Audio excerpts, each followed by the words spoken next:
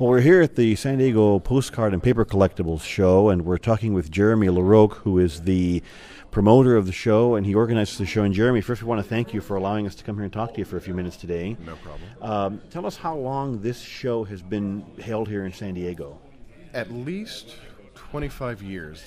The majority of the items that are here, a lot of paper goods, a lot of postcards. What kinds of things are here? If people were to come down to one of these shows, what would they find here? Like you said, a lot of postcards. It's mostly what everyone here has, some postcards. And then 2/3 of the dealers have other things, anything from World War II memorabilia, pin-up art, photos and snapshots, books, travel guides, travel magazines, old Life magazines, things like that from the 30s. So anything, basically any kind of a printed material is... That's a good way to put it, any printed material. Yeah. Generally older. Like when you say any printed material, that might mean someone's talking about bringing in Valentines from when they were in school or something from the 30s or 40s or 50s. And those generally don't have much collectible value. So when we're talking about a lot of things like that, holy cards, for instance, or certificates of merit from school when you were a kid, those things generally don't have any value until you get really old, till mid-1800s kind of thing. Okay. Newspapers, same way. Newspapers from the moon landing or Kennedy assassination, not much collectability. You get older, like 1860s newspapers, and then you start getting collectability. Okay. So its age tends to matter sometimes on some of the non-postcard ephemera. Okay.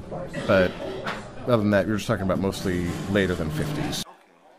Are there specifically any eras in history where the material is more collectible? The 20s, the 1800s, anything like that? Different pieces have their own bit of history. So you get Disneyland from the 50s, because when else you can't get it from the 30s. It didn't exist. Okay, right. So early Disney is collectible.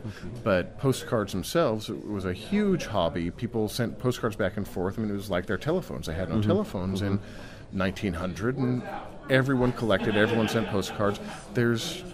If you look around the room, probably 80% of the postcards here are more than 100 years old. So the age doesn't specifically matter for the postcard.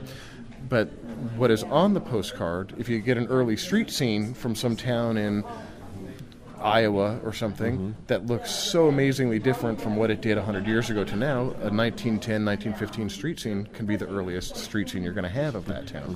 So the age of the piece matters more when you add the subject to it. Okay.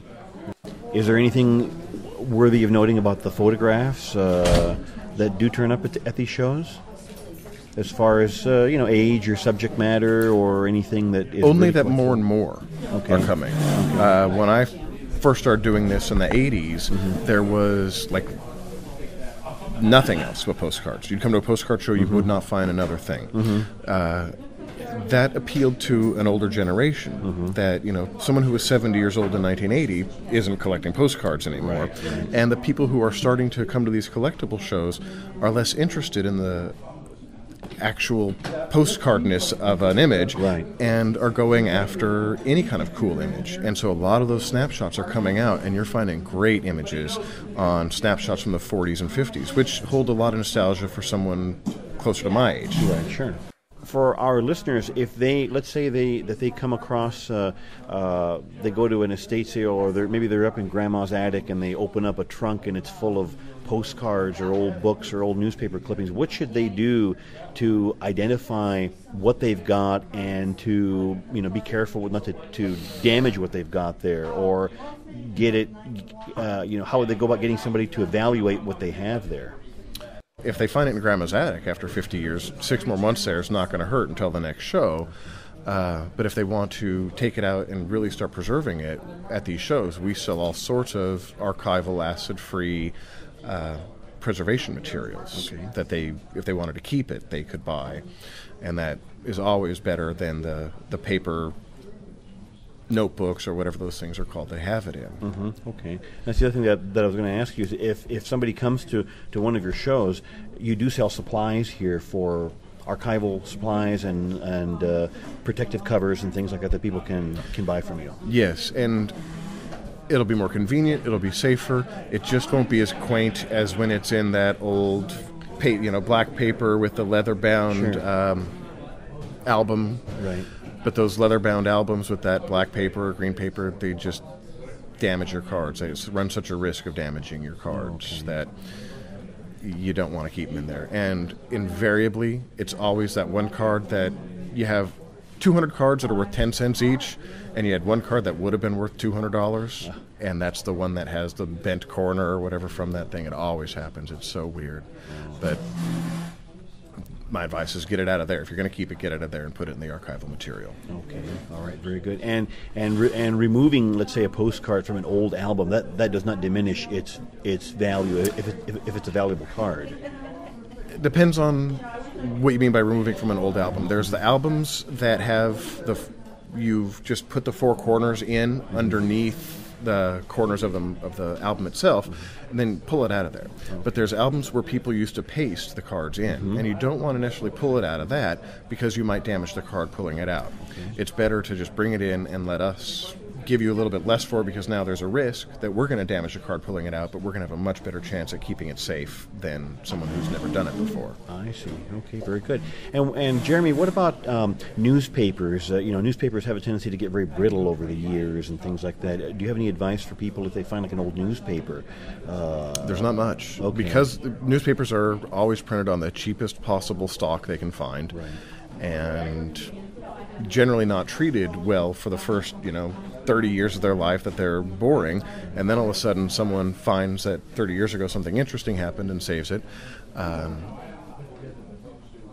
no, I don't open it and close it. You're going to rip it. Okay. It's always going to rip. It's one of the reasons they're hard to sell. Because if I had the 1860 newspaper, I couldn't show it to very many people before it turns to dust in my hands. Right, exactly. So there's really not much you can do to preserve those papers then? Not at my level. Okay. Maybe if you have something that's really special to you, you can go to an archivist or something, but that's not here. Okay, very good. And what about magazines, old Life magazines, magazines from the 20s? Are those, pretty collectible also? Right. What you get a lot of is people who have clipped the cool ads out of them, and then they're selling just that single page. I don't know the value of those, as in, I can't say, if you had that June 1921 one, it's worth $100. I don't know. But there are dealers who sell those magazines. Okay. And they generally go on a range, $3 for cheap ones and $20 for expensive ones. Okay. All right. Very good. And certainly, if anybody goes to your website or emails you, you can certainly either help them or you can refer them to somebody who could help them in their area. Yeah. Not only do I promote shows in San Diego and Los Angeles area, I have shows in Northern California, in Oregon, in Washington. I have a dealer contact list from all over the country. And so if you know someone in some other state, I might be able to get you in touch with somebody. Okay, very good. Jeremy, why don't you give us your my email is my name, jeremy.leroque, jeremy.leroque @gmail.com. Okay. Jeremy, we want to thank you once again for sitting with us for a few minutes and talking with us, and we certainly hope that these postcard shows do continue, because they're a lot of fun, and we wish you much continued success. Okay. Thanks a lot. Thank you.